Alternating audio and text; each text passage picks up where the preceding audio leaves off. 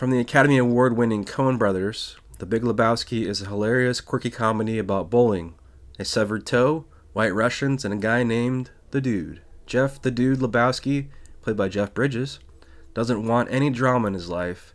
Heck, he can't even be bothered with a job. But he must embark on a quest with his bowling buddies after his rug is destroyed in a twisted case of mistaken identity. Starring Jeff Bridges, John Goodman, Julianne Moore, Steve Buscemi, Philip Seymour Hoffman, and John Turturro, experienced the cultural phenomenon of The Dude in the #1 cult film of all time. Big Lebowski was one of those films I was told early on in high school, you gotta watch this movie. This movie is amazing. This movie is so funny. So my buddy let me borrow it. I watched it at home, and I didn't get it at all. I didn't understand what was so funny about it. It just went over my head. I just thought it was kind of a stupid movie. Obviously, it got better for me. But man, that first watch, I did not connect at all with The Big Lebowski. I can't remember when, but years later, I think I was watching it on TV. And for whatever reason, that opening scene, bowling montage, the Bob Dylan song, Man and Me, for some reason, that started to win me over. The way that I would pitch The Big Lebowski now, it's a film noir. The dude is our detective, and he doesn't want to be. But he's put in this situation where he's mugged in the beginning, and these guys pee on his rug. They mistake him for the richer Lebowski. The dude wants his rug back, and he wants it replaced. These guys pissed on his rug, and even early on, there's a scene with Philip Seymour Hoffman and Jeff Lebowski. But the dude is like questioning, like, well, who is this rich Lebowski? He's kind of doing a little bit of detective work indirectly. And then the rich Lebowski needs help finding out where his girlfriend went and her toe and all this other stuff. And the dude is caught in this web of murder, mystery, intrigue.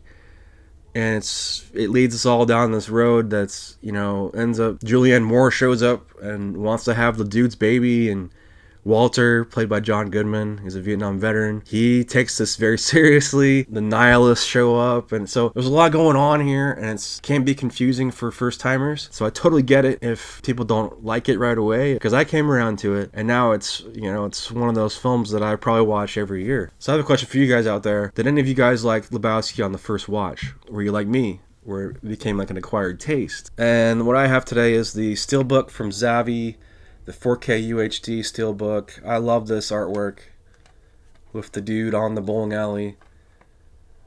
And if you're expecting a full-on bowling film, go watch Kingpin, because this is not going to be it. Half of the movie is bowling, but it's not really a bowling film. Like, the dude bowls, and that's like his big hobby, but it's not really a bowling-centric film. And I also have the limited edition Blu-ray with the rug on the back. Nice little booklet here. So as far as the 4K transfer, this film really shines. You had the correct coloring, correct framing. Everything looks all natural. The colors really pop on the trippy scenes in the montage, like the Kenny Rogers montage. Just walked in to see what condition my condition was in. That scene. If anybody's struggling to get into The Big Lebowski, I highly recommend give it another watch.